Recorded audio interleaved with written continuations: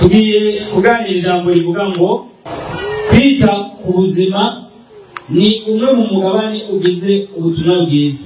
Ijambo ry'Imana riduha uburorero bwinshi cyangwa ingero zitandukanye zerekana uko Imana yagiye ibwira abantu bayo n'abana bayo kwita ku buzima bwabo, kandi Imana niyo yatanguye kwita ku buzima bwabo yaremye.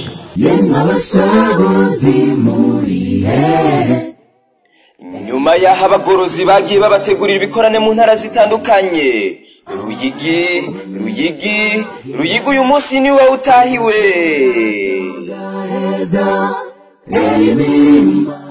Mu gihe abantu benshi bisinziriye bibere mu itiro ry'ivyampwemu, ibimenyetso vy'imisi y'imperuka bikaba biriko birisukiranya ari vyinshi.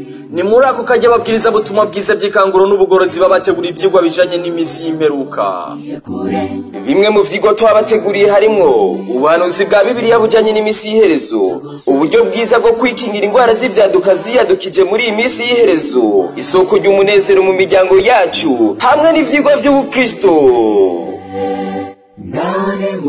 Erega ibirenge vyuzanye inkuru nziza n'ivyiza ku misozi, akamamaza ivy'amahoro, akazana inkuru nziza z'ivyiza, akamamaza ivy'agakiza, akabarira Siyoni ati Imana yawe iri ku ngoma. Kandi ubutumwa bwiza bw'ubwami buzovugwa mu isi yose, ubu ikimenyetso kibera icabona amahanga yose, maze umuhero uzocuza. Tugiye kuganira ijambo rivuga ngo kwita ku buzima ni umwe mu mugabane ugize ubutumwa bwiza. Ijambo ry'Imana riduha uburorero bwinshi cyangwa ingero zitandukanye zerekana uko Imana yagiye ibwira abantu bayo n'abana bayo kwita ku buzima bwabo, kandi Imana niyo yatanguye kwita ku buzima bwabo yaremye. Itanguriro murasoma igice cya mbere umurongo wa 29. Imana Adamu na Eva imaze kugira umugambi wo kubarema, yabanje kubashiriraho ibikwiriye. Irarema ibyo kurya, irema n'amazi, irema izuba, irema umuyaga duhumeka. Imaze kubishiraho iraheza Imana irabarema. Imana rero mu byo yageneye twebwe abana bayo muri no misi yacu ya nyuma, mu butumwa bwiza butubwira ngo kandi ubutumwa bwiza bw'ubwami buzongera buvugwe ubere isi icabona n'ikimenyetso, maze umuhero ubone kuza. Muri ubwo butumwa ubwo Imana yifujije ko ari byiza ko abana bayo bamenya ko amagara nayo ari ngombwa yitwararikwe. Ni cete kigira 3 Yohana yanditse cyo cya nyuma mu byete bya Yohana, handitse ngo mukundwa, ndagusengera ngo umererwe neza muri byose, uhore uhangaye nk'uko ubugingo bwawe bumerewe neza. Mu gifaransa ko amusengera kugira ngo agire amagara meza y'umubiri, nk'uko no mu buryo bw'impemu yari afise amagara meza. Guhangara mu Kirundi iyo bivuze ngo uhore uhangaye ni imvugo y'ikirundi cya kera ivuze ngo uhore ufise ubuzima bwiza. Mu Kinyarwanda icyo bita ubuzima buzira umuze. Igitabo cy'uburezi ni icigwa cya 22 ku bafise ikinyarwanda. Muri icyo cigwa mu Kirundi no mu Gifaransa no cyitwa étude de la physiologie, mu Kirundi cyitwa kwiga uko ingingo z'umubiri zikora. Handitse ngo étant donné que l'esprit et l'âme s'expriment au moyen du corps, bitewe n'uko ubwenge n'ingingo z'umubiri byose nako ubwenge nimwe mu bigaragazwa n'uko ingingo z'umubiri zikora. L'énergie mentale et l'énergie spécifique dépendent dans une grande mesure de la robustesse et de l'activité de son corps. Imbaraga cyangwa inkomezi z'ubwenge n'inkomezi z'ibyamwemu zishingiye ku kugena umubiri wacu ukora ukuguwe. Uko umubiri wawe uguwe bishobora gutera kugira inkomezi z'ibyamwemu no kugira inkomezi z'ubwenge. Tout ce qui favorise la santé physique favorise également le développement d'un esprit solide et d'un caractère équilibré. Iyo umuntu agize amagara meza bituma muri we itimwe mu bikomera, kandi akagira n'ingeso zikomeye cyangwa zishikamye. Sans la santé, personne ne peut concevoir clairement ses obligations envers soi-même, ses semblables, son créateur, ni à plus forte raison s'en acquitter entièrement. Umuntu atagize amagara meza, umuntu atagize ubuzima bwiza, ntiyomenya we kwigirira neza, kwitwararika ibyo asabwa, ibyo mugirira neza. Icya kabiri, ntiyomenya kugira neza abagenzi we. Icya gatatu, ntiyomenya guhesha Imana icyubahiro. Anabimenye ntiyoshobora kubihagararira ngo ashobore kubishyira mu ngiro kubwo kubura amagara meza. Mu gitabo cyitwa Ibyaduka byo mu minsi y'iherezo, ariko ndasoma isubi zibiri zo muri icyo gitabo. Ndasoma y'amagana 266, nongere nsome y'amajana 268. Handitse ngo il m'a été montré que la réforme sanitaire fait partie du message du troisième ange, et lui est tout aussi étroitement associé que le bras et la main le sont au corps. Hano batubwiye ngo ubugorozi bw'iby'amagara meza mu butumwa bwa marayika wa gatatu bifatanye n'ubwo butumwa, nk'uko ukuboko kwacu kw'iburyo n'ikiganza kiri kuri ko bifatanye n'umubiri. Umuntu rero iyo ubutumwa bwo kwirinda, ubutumwa bw'amagara meza atabuhaye agaciro, ababaye na wa muntu yabaye ikibuga yakuwe ku kuboko kwiwe kw'iburyo. Imana rero yabonye ko ari byiza ko ubugorozi bw'amagara bwo n'ubwo butumwa kugira ngo amagara y'abana bayo bo mu minsi y'iherezo abe mazima. Yohana yasengeye Gayo ngo amusabira ko uko atera imbere mu buryo bw'imwemu, ko ari nako yohangara mu buryo bw'umubiri. Umuntu Imana yamubatse mu buryo magiriranire, ibyo bita reciprocité, ni ukuvuga ngo ingingo zirakoreranira. Ubwonko nibwo bubika ubwenge, bugatuma tuvuga, twiyumvira, tugira imigambi, intego, kandi ubwenge nibwo bubamo ibyo twiga, amajambo y'Imana. Ubwo bwenge kandi nibwo Satani yorosha bukabamo gucumura. Ubwo muba muri uno mutwe, nubwo mubona harimo amagufa, aya magufa abitse inyama yitwa ubwonko. Ubwo bwonko nibwo buba nicyo kintu bita ubwenge. Abarundi ba kera bashizeho ibyo jambo bagize ubwenge, natwe tubwita ubwenge kuko nyine. Ubwo bwenge nibwo butegeka ingingo z'umubiri gukora. Uku niko nagiye ukumona mu mpindura nkoresha bavu n'uburyo, nuko hariho igice cy'ubwenge kikomanda kije bito bita muvuma. Iyo agipfuye nubona mpinduze nk'ikintu kimeze nyine n'ipoto, ingingo zigahagarara. Imana yashimye ko ubwo bwonko bubitse ubwo bwenge bubungabungwa. Niyo mpamvu yatumujije kunywa ikawa, kunywa itabi, kunywa icyayi, kurya inyama, kunywa isukari, no kugira ngo ubwo bwonko bubitse ubwo bwenge, izo nyama zibitse ubwo bwenge zikomeze zigire amagara meza. Kwita rero kuri ibyo bituma ubwonko iyo bumeze neza butegeka ingingo z'umubiri zindi. Ugasanga umuntu w'umugabo ubwonko bwapfuye iyo bwaborewe n'umuntu yanyoye inzoga, ariko yihagarika aho ahagaze. Ugasanga umuntu agenda n'izuba ko mw'ibarabara ari umuntu w'umugabo kubera kureba. Ni ikimenyetso cy'uko ubwonko nubwo ubitse ubwenge, ubwonko bwaremerewe burananirwa, ubwenge burapfa. Impamvu Imana ibyo yabitubujije ni kugira ngo ubwonko bwacu bushobore kuyobora izindi ngingo z'umubiri. Yesashimye. Mu mutimanama niho mwemu aba. Iyo mwemu yari ari mu mutimanama, ubwonko burafata gahunda, ubwonko bufashe gahunda, ubwenge bugategeka ingingo z'umubiri. Umuntu ntashobora iyi ngingo y'amajana 268 navuze no kuyisoma.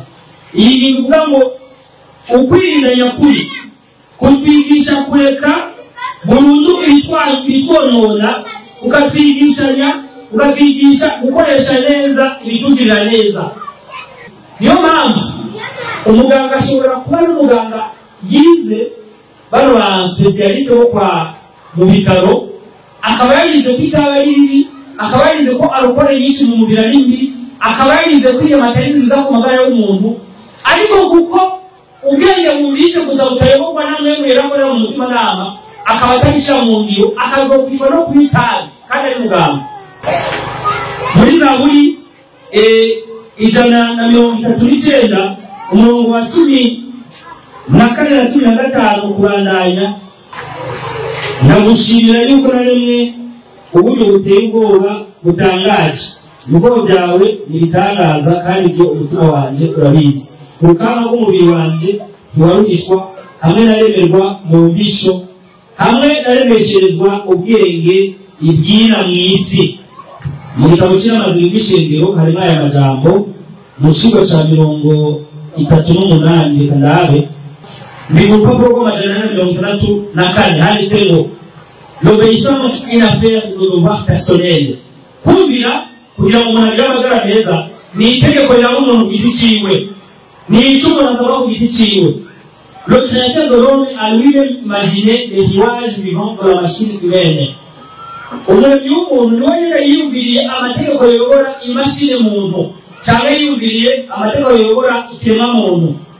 Chaque fonction est admirablement et sagement établie. Buri gikorwa cy'umubiri cyashyiriweho ubwenge kandi mu buryo butangaje. Et Dieu a promis de maintenir cette machine en santé si l'être humain consent à obéir aux lois divines et à coopérer. Kandi Imana yarasezeranye ko izofasha umuntu akagumana amagara meza. Umuntu yemera gufashanya n'Imana, akumvira amategeko y'Imana agenga umubiri. Yesu ashimwe. Mwebwe mwiyumvire amazi acaha tuyayoye, ariko agasohokera mu yindi nzira, yaje gutunganya idatunganya mu mubiri. Inyanzi icaha tuziriye, izabaye ibikumbi atajo zisigara zikorera mu mubiri zigasohokera mu nzira yazo. Imana ukuntu yaturemanye ubwenge, ibishyira mu bwenge kandi mu buryo butangaje nk'uko Dawidi bivuze. Umuntu ntashobora kwemera gufatanya n'Imana. Imana mu mategeko yashyizeho abungabunga mu mubiri, umuntu akemera kuyayoboka. Imana isezeranye ko nayo izocura amagara meza. Yesu ashimwe. Ngiye rero kubibutsa amwe mu mategeko Imana yaduhaye agenga umubiri yanditswe mu bitabo bitandukanye dusoma.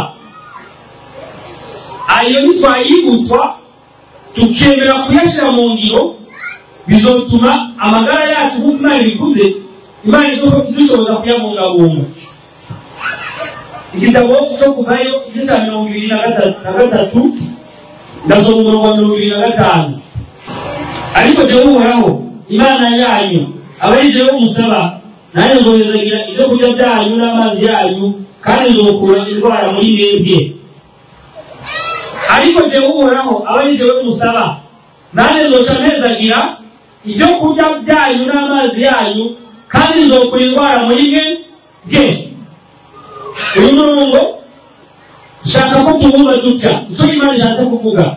Shatse kuvuga ngo nimwitwarika ibyo navuze, mukita ku nyigisho mbigisha ziri mu ijambo ryanje, bizotuma ibyo murya n'ibyo munywa bigatera kugira amagara meza. Nubwo busobanuro bw'umurongo. Amagara y'abantu b'Imana ashingiye ku kwitwarika ibyo Imana yavuze mu ijambo ryayo, bigatuma indya n'amazi banywa bibazanira amagara meza. Yesu ashimwe. Nubwo busobanuro bw'umurongo. Ntabwo Imana amazi yaremye adahezagiye. Nta nubwo indya Imana yazishyize ku isi zidafise umugambi wo kutugira neza, zirawufise. Ahubwo twebwe twebwe dusabwa kuyoboka ayo mategeko Imana yavugiye mu bitabo bitandukanye, kugira ngo ibyo yaremye bitugire umumaro cyangwa ikimazi. Rero turavuga bino bikurikira kugira ngo umuntu agire amagara meza. Imana yaravuze ibitandukanye byo kwitwararika. Icyambere dukwiye kongera kwibuka ko umubiri ukenera kunywa amazi. Nicyo twayanyoye n'ubu dukomeza kuyakoresha, ariko dukwiye no kwibuka ko umubiri ukenera kunywa amazi. Mu gitabo cyitwa inama ku mirire n'ibyo kurya niko cyitwa mu Kinyarwanda, mu kigo cyacu cya 24 cyitwa ibinyobwa. Muri ibyo binyobwa icyo bahereye ko ni amazi. Ndasoma ku rupapuro rw'amajana 53 mu Gifaransa, ni ingingo y'amajana 26 kwa visi by'Ikinyarwanda. Isubi cyane article handitse ngo pour les malades et pour les bien portants, l'eau pure est l'un des plus précieux bienfaits du ciel. Kubabaye n'abakomeye, amazi ni kimwe mu bintu by'agaciro ijuru ryaduhaye, ni kimwe mu ngabirano z'agaciro ijuru ryagabiye abantu. Son emploi judicieux procure la santé. Yakoreshanijwe ubwenge azana amagara meza. Elle est le breuvage offert par Dieu aux hommes et aux animaux. Nicyo kinyobwa Imana yahaye abantu n'ibikoko. Buvez-en beaucoup, muyanywe bihagije. Elle aide la nature à résister à la maladie. Amazi afasha umubiri kurwanya indwara cyangwa kurinda indwara. Yesashimwe. Amazi afasha umubiri kurwanya cyangwa kwirinda indwara. Tuyanywe rero ngo uburyo buhagije. Ubwo buryo buhagije rero ubushakashatsi butwereka ko ari byiza kuyanywa mu gatondo, kayanywa mbere yo kurya, iminota 30 mbere yo kurya. Kandi mu gatondo mbere n'ikindi gihe bibaye byiza, ibitabo biratubwira ko ari byiza kuyanywa asusurutse. Haranditse hano ngo amajana 28 isubi. L'eau peut être employée de manière pour soulager la douleur. Amazi ashobora gukoreshwa mu buryo butandukanye akagabanya uburibwe mu mubiri. L'eau pure et chaude prise avant le repas est mauvaise, ne fera jamais de mal, au contraire elle sera bénéfique. Amazi meza y'akazuyazi ashushe anyowe mbere yuko tujya azozanira inyungu nyinshi umubiri. Bakoze rero n'abayaduhaye ashushe asusurutse. Ayo mazi tubigira umugenzo mu ngo zacu kuyanywa asusurutse mu gatondo, bizotuma imibiri yacu igubwa neza. Tuyanywe mu gitondo iminota 30 mbere yo kurya asusurutse. Twongere tuyanywe saa 6 iminota 30 mbere yo kurya. Tuyanywe ku mugoroba iminota 30 mbere yo kurya kubarya gatatu. Amazi rero kuyanywa ni ingirakamaro. Icya kabiri no kuyiyuhagira, ariko kuyiyuhagira byo ushobora kugira cyane ko usanzwe biyuhagira, ariko nabyo ni bumwe mu buryo bwiza bwo kutuvura.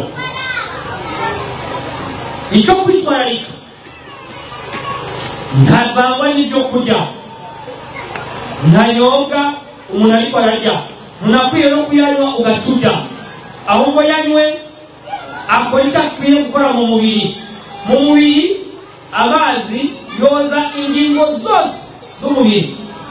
Ahera mu kanwa akamanuka akoza umuhogo, icyo bita esophage, akamanuka akoza umushishito, akigabura amwe akadugana umutsi uhuza umushishito n'igitigu yo bita veine portale, amwe akaduga mu gitigu, ayandi akamanuka mu mara mato akoza mu mara matoya, akamanuka mu mara manini akoza mu mara manini. Bwacu iminota 30 wayayoye ushakira n'ibintu bibiri kwituma no kwihagarika, kubera atera ururenda rwo mu mara manini koroha. Ibyabaye umwanda mukuru bijya gusohoka byari byagoganye mu mara kubera kutoroherwa, bigaca byoroherwa umuntu akareka kwituma. Kabiri, ayamanutse akagera mu gitigu no mu mara, ayo mu gitigu araheza akajyanwa n'amaraso akazomanuka akagera mu mafyigo, ageze mu mafyigo akoza amafyigo, yava mu mafyigo akamanuka mu ruhago, yoza uruhago akarutunganya, mu nyuma akaba umwanda muto tukaja kwihagarika. Amazi ni meza si meza? Ni meza cyane. Ni umuti w'amafyigo, ni umuti w'umushishito, ni umuti w'amara mato n'amanini, afasha igitigu, afasha n'amaha, bituma amaha yacu adahera vuba. Kubera nka twebwe dukunda kuvuga kenshi, iyo umuntu avuga kwigisha amaha abameze ku bantu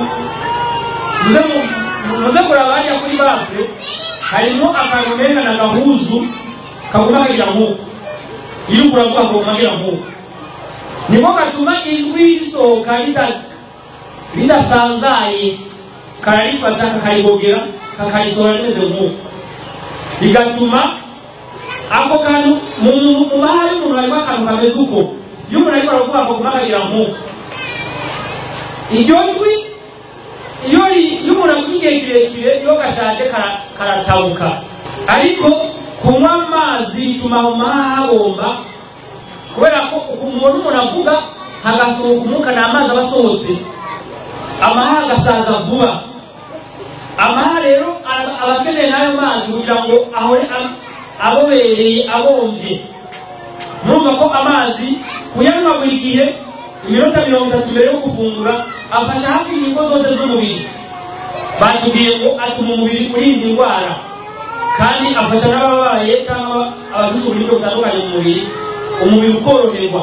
Muyanywe rero ngo mu gatondo cyangwa imbere yo gufungura, igihe cyose yafashe asusurutse arakazuyazi, biba byiza kuruta. Amazi rero ni meza, abari barabyibagiye cyangwa abari barabihebye mwivugurure mwongere muyanywe. Cyo ndakirangije, namaze kuvuga ko inzira kuyapanga n'injya. Ishaka cyo kwitwararika, ibi yamaze kutubwira ngo Imana izohezagira indya n'amazi byacu mu gufungura. Twongere tugire umugenzo wo gufungura akantu kabisi mbere yo gufungura ibitetswe. Mu by'ukuri umuntu yacunga ubutumwa ahita ashyira mu ibyo yumvise, ariko uko agenda akomerera muri bwo bimwe arabyibagira akabifatana n'intego. Mu gitabo cyitwa Engorse n'icyitwa Pour la vie handitse akamaro ko gufungura ikintu kibisi mbere yo gufungura igitetswe. Mu mubiri wacu harimo ibyo bita imyambiro, babyita enzyme, hakabamo n'ibyo twita inkabuzo. Muri ibyo bita imyambiro bituma indya zose twariye zinoga. Iyo umuntu rero ariye ikintu kibisi bituma ingingo z'umubiri nk'umushishito ukanguka, ugasuka ya myambiro kuva mu kanwa. Mu kanwa habamo imyambiro ibiri, habamo uwo bita amylase n'uwo bita ptyaline, biba hano mu mate. Niyo mpamvu ari byiza wekenya igitunguru, wekenya ikaroti, wekenya icyamwa runaka mbere y'uko turya ibyatetswe, kuko ibyatetswe bayita la nourriture à moitié morte. Ibyo kurya byatetswe biba byapfuye igice cya 50%. Hari ibyo kurya byaciye ku muriro ibice 50 biba byapfuye, abasigaye ibice 50. Kugira rero ngo tugirire neza umubiri, ni byiza kugira akantu kabisi kabandirije mu nda. Ako kantu kabisi kakwiye kubanziriza mu nda rero gashobora kuba icyamwa mu gihe indyo ugiye gufungura zitari n'imboga, kaba ari inanasi, kaba ari umuhwi, kaba ari ipapayi, pasteke. Ibyo byamwa biva umutobe byose ntibikwiye gufunguranwa n'imboga, ukakabanza mu nda. Cyane gashobora kuba ari akandi kantu k'uruboga ariko kari kabisi, urutomati, urutore, karoti, igitunguru, igitukura cyangwa icyera, itungurusumu.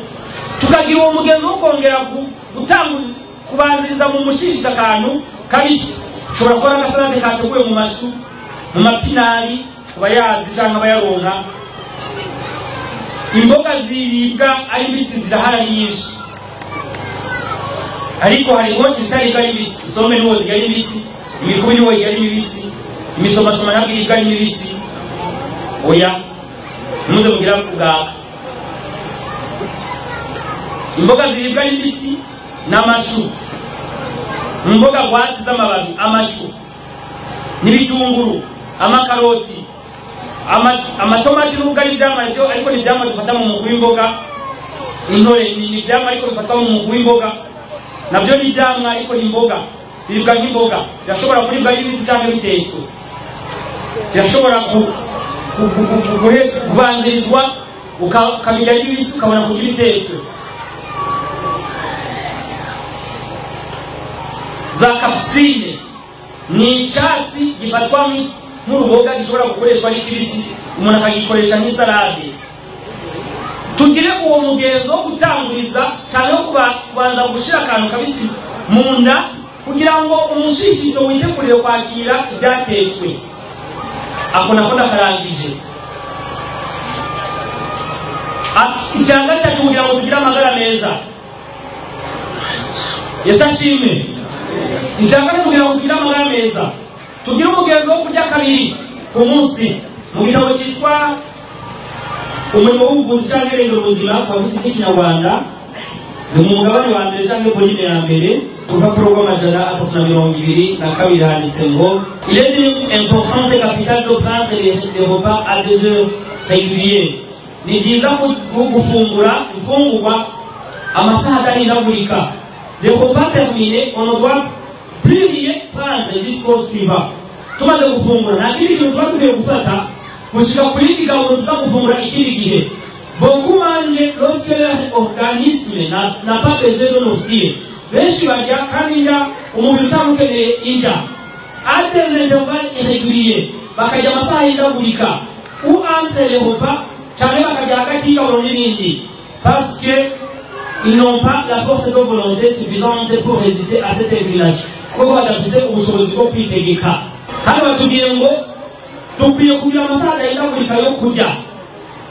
Ayo masaha y'indagurika yo kurya kugira ngo bidushobokere ni ukugira gahunda yo kurya kabiri ku munsi.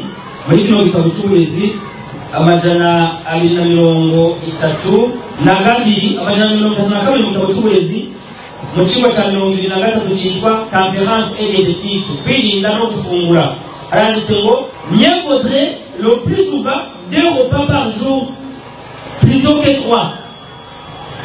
Ikiza no kurya amagaburo abiri ku munsi gusumba kurya 3. Amagaburo abiri tuyafata gute rero kugira ngo bibe byiza? Igaburo ryo mu gitondo turifate kare mbere yuko tuja mu bikorwa. Abantu bazi ko umuntu agiye mu bikorwa, hari abantu bavuga ngo bagiye mu bikorwa bageze kuja gutegura ifungurwa ngo baca bateba mu bikorwa ngo bigatangura bitetse. Uko uzinduka muri byo ukabiko byahiye niko uzopfa kare. Byoba byiza uragenda uriye ugakora ibishoboka ariko ukazoramba. Kandi umuntu akurikije isomo ryo mu migani ibyigwa umugore imigani 31 ko umuntu azinduka kare akagendera imboga mu rugo rwiwe, ariko mu rugo bagendera akwiye no kubagendera kugenda mu rugo bariye. Abantu bakarya imfungwa zo mu gitondo kandi bakarya ibyo bita aliment complet, bakarya indya zihagije, bakarya n'abami. Nimwe babasimu b'Ubujumbura barya umukate bicaye mu gitondo, bakarya umuceri n'inyama saa sita no mu ijoro. Usanga umuntu kubera arya amavuta n'ibinure byinshi mu ijoro yarabyibushe yabaye igiseme, kandi agacagwara kubera ko mu gitondo atariye imfata umubiri ahubwo akirwa arakora kandi umubiri ushonje. Ni byiza rero kurya mu gitondo mugahaga. Muri mu gitondo mugahaga murakora ibikorwa byanyu. Igaburo ryo ku mugoroba ubushakashatsi mu by'ubuzima n'ubwo tutabukurikiza tuguma twirengagiza izo nama, dukwiye kurifata mbere y'uko izuba rirenga nibyo bwiza. N'abayita imigaburo ry'iwe ryari marifata isaha indwi. Yesu ashimwe. Twebwe abana ko tubishoboye ukurikije iyo nama y'umuhanuzi kazi, kandi ababishobora bose baramaze kubibona ko birimo amagara meza. Igaburo ryo ku mugoroba nirifatwa izuba ritararenga. Izuba ribaye ritararenga ugafata igaburo ryo ku mugoroba, uraheza ukaryama mu mubiri umeze neza. Rero kurya kabiri ku munsi nibyo byiza gusumba kurya gatatu. Kubera iki? Le dîner pris de bonne heure empiète sur la digestion du précédent repas. Iyo umuntu arya gatatu, ni ukuvuga ngo uriye mu gitondo ukarya saa sita, indya zo ku mugoroba uza kuzirya amazi niwariye saa sita zitaraheza igikorwa, kuko hagati y'igaburo n'irindi bikabujijwe ko bagomba guca amasaha make atanu. Ni ukuvuga uriye saa sita cyangwa isaha indwi, reka tufate kuriye mu gitondo saa 12 cyangwa saa 1, irindi gaburo hagati y'amasaha 5 rigwa saa indwi cyangwa saa 6 n'igice. Iyo ku mugoroba rigusaba kurirya amasaha make, haza kuba saa 12 n'igice. Iyo ku mugoroba ni kurya gatatu, kandi niyo urya saa 12 n'igice biragusaba kumara amasaha hagati y'abiri n'atatu urindiriye ko igogora rero mu Kinyarwanda bikigogora canke urindiriye ko umushishito urozirya ubone kugira gute, ubone kuryama. None mu by'ukuri abantu barya gatatu ibyo bintu barabikurikiza? Ntabwo bishoboka. Niyo mpamvu ari byiza kurya mu gitondo, tukongera tugafata irindi gaburo mbere y'uko izuba rirenga. Ni ukuvuga kuva mu gitondo twariye saa 1, kuva isaha indwi kuduga tuba twemerewe kongera kurya gushika saa 11, saa 10 n'igice, saa 11 tukabona tukongera tukarya. Iyo gaburo dufashe muri icyo gihe niyo idufasha mu ijoro tukaza kuryama umushishito wamaze kwikura mu ifungurwa, ntituraye turarota nabi. Nitube mwabana baca barara barerekwa, kandi n'inda ziraye mu mushishito ubwo mu butaruhutse bararota nabi, ubagiza amayereko. Rero kurya kabiri ni byiza gusumba kurya gatatu. Iyo nama yo kwizirikana iri mu bitabo cy'uburezi, mu bitabo Imana yatwandikishije ikaduha hamwe inama zo kudufasha. Icyo cyane cya gatatu. Icya kane dukwiye kuzirikana, dukwiye kwirinda kurya indya nyinshi aho zoba ari nziza. Byanditse muri kino gitabo cy'uburezi. Il faut aussi se garder de trop manger même la nourriture la plus saine. Ni byiza kwirinda kurya indya nyinshi aho zoba ari nziza. Kuzuza umushishito indya nyinshi naho zoba ari nziza ntibyemerwa. Ntidukwiye kurya indya nyinshi zuzuye umushishito wawe wuzuye. Iyo wawe wuzuye bituma umushishito utinyagambura, ntuheme neza. Umushishito urimo ibice bitatu. Urimo icyo agace ko hepfo, urimo icyo cyo hagati n'icyo hejuru. Igice cyo hepfo n'icyo hagati nibyo biba mwinga. Icyo hejuru gigumamo umuyaga, ko mu mushishito harimo umuyaga uduhema, oxygene. Niyo mpamvu iyo umuntu yariye umushishito ukuzura kugera kuri biga ugapfundikizo kawo, umuntu atura amangati. Gutura amangati ni gusohora umwuka mubi wabuze aho iyazabuze aho zinyagamburira, kubera kurya ukarenza urugero, ya oxygene igaca ipfa, umuntu agaca atura amangati, umwuka usohoka unuka. Ni byiza rero kurya indya naho ziba ari nziza gute, ntugire ku isahani ya tofuni n'umuceri mucu bigandagura wuzuza umushishi. Oya, rya Bibiliya twemera kurya uko igiza cyacu kingana, ariko tukakigerera.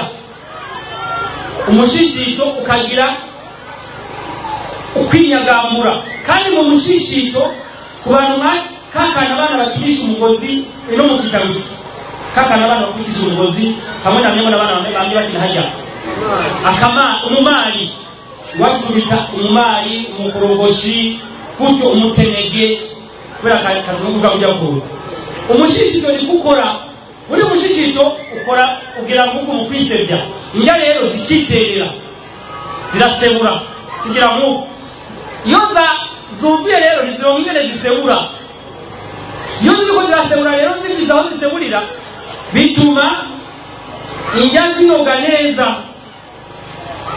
bigatuma umuntu atagira adatura amangati byiza rero zamugabanya izo mwahora murya nimba mwahora murya ntimuzuze ni byiza nimba mwahora muzuza mu bigabanye ntimuzogira intege nke abantu baca bibaza ngo bogira intege nke oya igitera inkombe z'isuku ndya byinshi ahubwo ni ukurya